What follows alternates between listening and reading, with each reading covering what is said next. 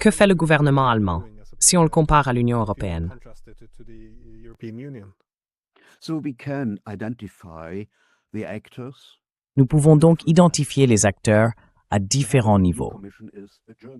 La présidente de la Commission européenne est une Allemande, Ursula von der Leyen, et elle est personnellement responsable de la censure au sein de l'Union européenne, car elle a approuvé la campagne sur la COVID-19 en juin 2020.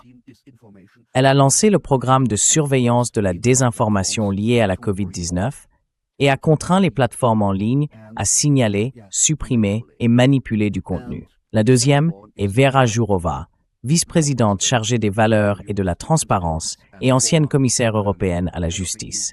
Elle a dirigé l'ensemble du processus, les discussions avec TikTok, Meta, Google et d'autres plateformes.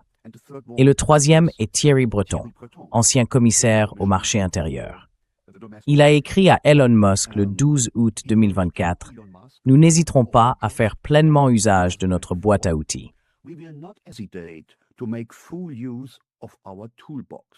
That means he set X under pressure. Cela signifie qu'il a mis X sous pression. Le suivant est Prabhat Agarwal, le responsable de l'application du Digital Services Act. C'est en quelque sorte le gestionnaire de tout cela.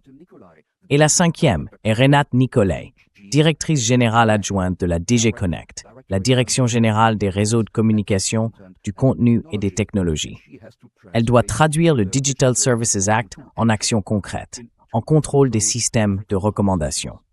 Mais il faut garder à l'esprit que les gouvernements nationaux jouent un jeu de renvoi d'ascenseur. Par exemple, le Conseil des ministres de l'UE, composé des différents États membres, est responsable des sanctions. Et cela signifie qu'au niveau européen, la Commission fera ce que les gouvernements nationaux ont déjà décidé. C'est là le problème.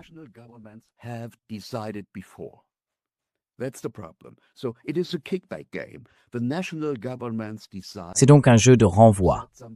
Les gouvernements nationaux décident d'inscrire quelqu'un sur la liste des sanctions, puis ils renvoient la balle. Ils la renvoient à Bruxelles, et Bruxelles doit alors agir. Ensuite, la balle revient au niveau national et aussi au niveau allemand.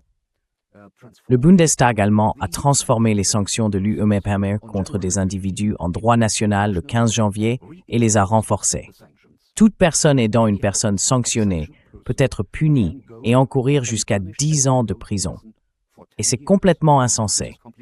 Il n'y a aucun fondement juridique à cela. Aucun. C'est tout simplement illégal et entièrement arbitraire. Nous ne sommes donc pas dans un gouvernement fondé sur le droit. C'est un gouvernement de despotisme. Rien d'autre. Nous avons perdu le socle de la démocratie dans l'Union européenne.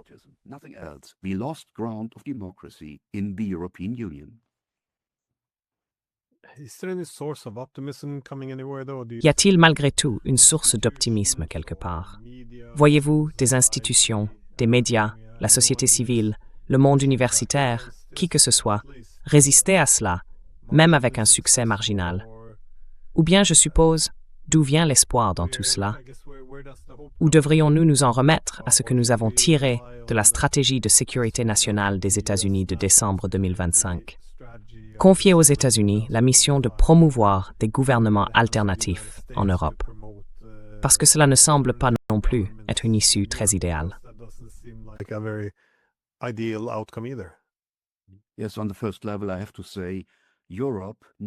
Oui, à un premier niveau, je dois dire que l'Europe a besoin d'aide de l'extérieur. Et c'est exactement ce que le Congrès américain a fait. Ils ont publié un rapport, car les citoyens américains sont concernés par cette situation. Les citoyens américains voyageant dans l'Union européenne sont touchés, puisque les règles de l'UE s'appliquent à l'échelle mondiale. Au deuxième niveau, nous pouvons tous les deux, Glenn, toi et moi, simplement faire notre travail et rendre public ce qu'ils font, afin de sensibiliser les gens à ce sujet. Mais au final, les citoyens doivent se battre pour leurs droits, et ce n'est pas ce qu'ils font pour le moment. Nous regardons en arrière, vers l'histoire de la démocratie, disons sur 300 ans, et tout au long de cette période, les gens ont dû se battre pour leurs droits. Beaucoup de sang a été versé. Et aujourd'hui, nous vivons une époque où nous devons nous inspirer de ces personnes et nous battre à nouveau pour nos droits. les citoyens doivent descendre dans la rue et défendre leurs droits démocratiques contre des élites antidémocratiques. Democratic rights against anti-democratic elites. Why do you think this isn't happening yet, though? Because Pourquoi penses-tu que cela ne se produit pas encore? Les gens ne se rendent-ils pas compte de ce qui se passe? Bien sûr, les médias ne vont pas en parler beaucoup, mais ils ne sont pas non plus vraiment exposés à d'autres points de vue pour l'instant. Je trouve cela choquant, car toute forme de dissidence est immédiatement rejetée comme une trahison. Même des responsables clés et respectés, des personnes que personne ne pourrait accuser d'avoir des sympathies pour la Russie, qui affirment que cela a été provoqué, ne paraîtront tout simplement jamais dans les médias. Il y a un contrôle très strict du récit. Quelle que soit la réalité, l'information est jugée selon le degré auquel elle soutient soit le récit de l'OTAN, soit celui de la Russie. C'est une opposition binaire, et tout ce qui ne soutient pas le récit de l'OTAN est perçu comme de la propagande. Alors, comment surmonter cela? How do you overcome this? I think EU citizens have Je pense que les citoyens de l'UMMRO doivent comprendre que les médias traditionnels font partie du système de propagande et qu'ils doivent chercher d'autres sources d'informations. Ils ont différentes possibilités. Ils peuvent utiliser les nouveaux médias, comme votre chaîne ou la mienne, ou en Allemagne, Nachdenkseiten, ou aux États-Unis, Consortium News, ou au Canada, The Postil Magazine, ou autre chose. Ainsi, ils peuvent évaluer la situation de manière plus juste. Ils peuvent faire confiance à leurs yeux et à leurs oreilles. Ils doivent rester en contact personnel les uns avec les autres et échanger leurs expériences. Cela aide. Nous ne sommes pas seuls. Nous ne sommes pas seuls. Mais je pense que la majorité des citoyens allemands vivent et bien, en fait comme des zombies, dans une sorte de seconde réalité. Et ce sentiment vient des restrictions liées au coronavirus. Je pense que la plupart des gens en Allemagne sont brisés. Ils sont frustrés, ils sont sans espoir. They are frustrated, they are hopeless. And the background are the corona restrictions. Le contexte, ce sont les restrictions liées au coronavirus qui ont montré à tout le monde que le bras de l'État est très long et que les gens n'avaient que très peu de chances de s'opposer à ces mesures. Beaucoup de personnes ont cru aux restrictions sanitaires, mais il est très clair qu'elles ont été initiées pour des raisons politiques et non médicales. Ainsi, la plupart des gens font partie de ce système de mensonges, et il est très difficile pour moi de comprendre que j'ai en partie perdu ma vie en y croyant. Oui, je le dis. C'est difficile à admettre, car j'ai l'impression de perdre la face quand je me regarde dans le miroir. C'est ça, le problème. Et je pense que le seul espoir, c'est que les gens doivent voter pour d'autres partis, et non plus pour le cartel des partis établis. Car c'est un cartel belliciste, un cartel qui détruit la démocratie. C'est très clair. Et sans me vote pour d'autres partis et se battre pour leurs droits, c'est la seule voie que je vois. And they have to fight for their rights. This is the only way I see. I'm wondering to what extent, though, this actually. Je me demande dans quelle mesure il importe vraiment pour qui on vote, car au Royaume-Uni, on voit maintenant cette alternative radicale qui pourrait arriver au pouvoir, Nigel Farage. Et les gens se disent « Oh, voilà quelque chose de radicalement différent ». Mais ensuite, on allume la télé, et quand vient le moment de parler de quelque chose comme les dossiers Epstein, qui discréditent bon nombre de responsables et d'élites britanniques mentionnés dans ces documents, il déclare « Eh bien, vous savez, il se pourrait que ce soit de la propagande russe, que les Russes soient derrière les dossiers Epstein, qu'il ait été un agent des Russes. » C'est à mon sens la pire forme de russophobie politique qui soit.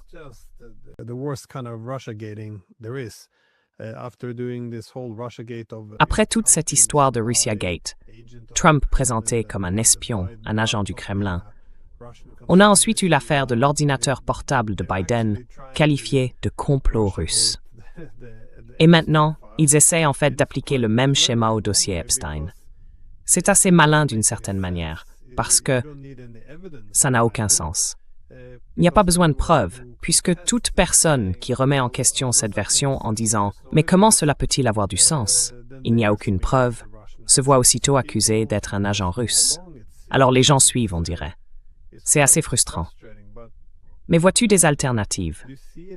Je veux dire, en Europe au moins, qui adopterait une position radicalement différente pour défendre la liberté d'expression.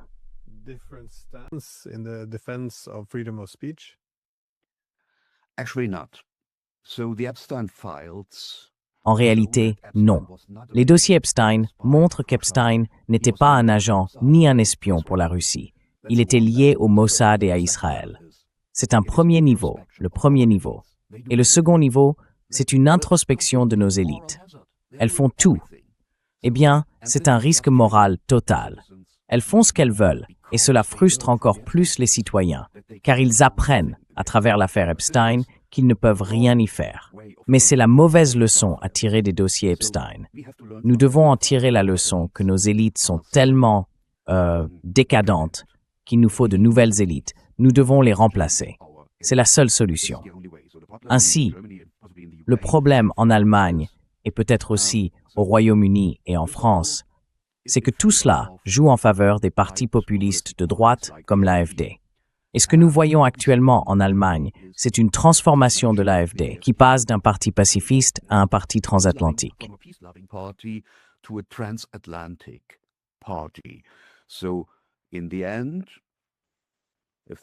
Donc, au final, si l'AfD arrive au pouvoir après les prochaines élections du Bundestag en Allemagne, nous aurons un nouvel instrument pour Washington afin d'influencer le gouvernement allemand. C'est le même processus que nous avons vu en Italie avec Mme Meloni, et Washington essaie de le reproduire. Cela fait partie de la nouvelle stratégie de sécurité américaine. Ils feront accéder au pouvoir des partis, comme l'AfD et d'autres partis populistes de droite, en tant qu'instrument de l'influence américaine.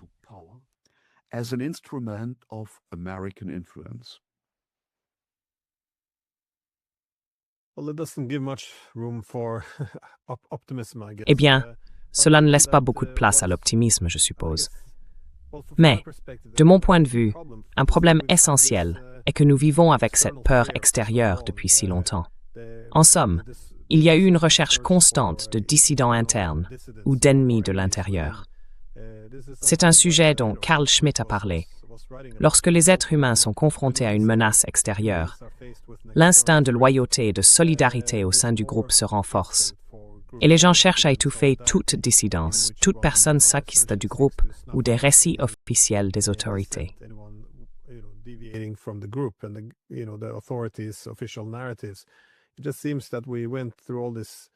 Il semble simplement que nous ayons traversé toute une décennie de recherche d'ennemis intérieurs.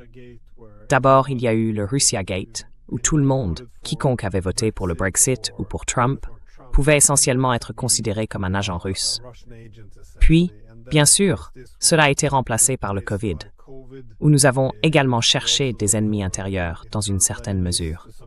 Et ensuite est venue la guerre en Ukraine. Et à nouveau, il faut surveiller le public pour s'assurer qu'il a la bonne opinion. Il semble simplement que, oui, les Européens aient besoin de quelques années de répit pour se normaliser, pour qu'on leur permette à nouveau de réellement contester leur gouvernement. Parce que c'est là ma principale préoccupation. Cela a été largement normalisé. Mais étant donné que la guerre est désormais perçue comme une justification aux restrictions, juste une dernière question. Pensez-vous que tout cela puisse retrouver une certaine normalité une fois la guerre en Ukraine terminée? Eh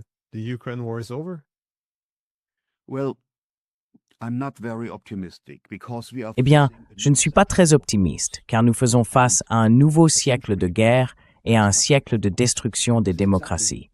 Et c'est exactement le résultat de ton analyse, Glenn, également. Nous voyons le déclin de l'Occident, du monde unipolaire et la montée du monde multipolaire. Dans ce processus, l'Occident devra affronter de plus en plus de restrictions. Les États-Unis tiendront leurs vassaux en laisse plus courte et rompent leurs liens avec la Russie et la Chine. Cela signifie, sur le plan intérieur, une perte de démocratie. Le seul espoir d'un point de vue mondial réside dans la montée du monde multipolaire et de nouveaux gouvernements en Asie, en Chine, en Afrique. Les gouvernements européens ont commis tant d'erreurs, à mon avis, que la partie est terminée.